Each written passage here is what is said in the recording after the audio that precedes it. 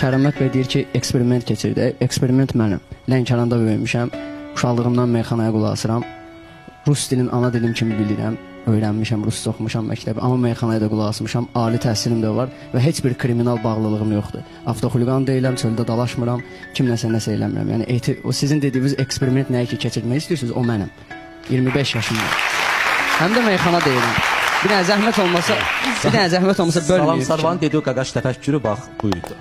Nadir, Yəni leksikon, danışıq tərzi, intonasiya artıq məsələn meyxana olduğu göstərdi. Mən o deməkdir, biz 10 milyonluq bir xalqıq. Subordinasiya qaydasını pozmamışam sizlə danışanda, elə fikirləşirəm. Yox, Kərim bəy, siz bir nəfərsiniz, ola bilər. İndi mən durum sizin həyatınızdan analiz edirəm. Axı siz eksperiment aparmaq istəyirsiniz, ortaya bir nəfər qoyun. Mən Beethovenə qulaq asmamışam, mən Mozart'a qulaq asmamışam. Mən konkret şəxslər üzərində danışmıram. Ümumi gəldiyim, eksperiment apardığınız adam ümumi şəxsdir, gəldiyim qənaət insan belədir və sual şəklində qoyuram ki, sizcə o cəmiyyətə bu şəkildə yetişdirmiş adamlar cəmiyyətə buraxılsa necə nümunələr? Bəli, mən sizlə razıyam. Mən sizə cavab verim. Deyirəm ki, bu təhsil məsələsidir. Bir insan əgər təhsilində problem varsa, o nəyə qulaq asırsa qulaq assın.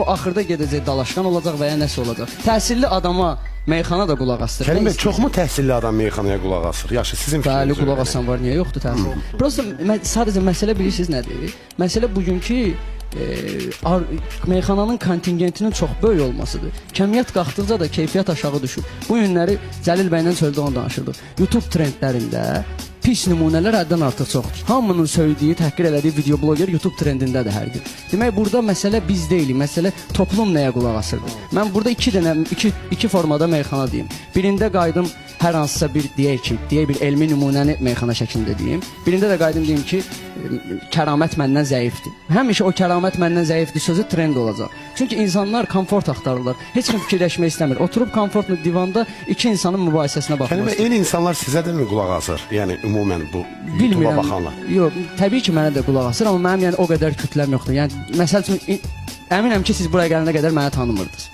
Yəni mənim kütləm o qədər də çox deyil meyxanada. YouTube-da axtardıq və TED çıxışınızı izlədik, birlikdə izlədik. TED-də çıxış etməli. Bilirsiniz nədir məsələ? Meyxananı instinktiv şəkildə deyirlər. Yəni biz uşaqlıqda belə bir böyütmə forması var, razılaşmıram bu böyütmə forması ilə. Deyirlər ki, döyüldün, evə gəlmə.